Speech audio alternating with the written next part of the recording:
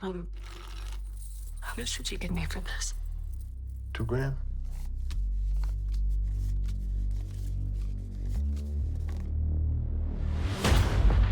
I'm a regular person. Mom! Now I'm caught up in this mess of lies, disappearing bodies.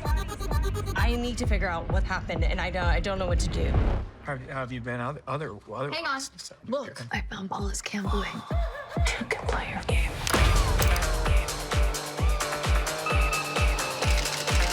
Maybe everything's about to change and there's not a thing we can do about it. Here's where it gets juicy. Mom, do you have my new cleats? There are worse things happening in the world. This wasn't your first dead body.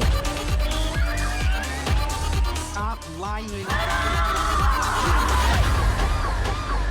We're gonna be in each other's lives. Might as well do our best not to murder each other. Agreed. No killing. Oh, look at that. We just signed a 3-way anti-murder pact.